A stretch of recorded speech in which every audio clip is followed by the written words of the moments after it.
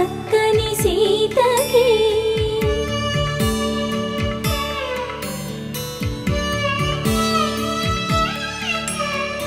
ఎర్ర జాబిలి చేయి రాముడేడని అడుగుతుంటే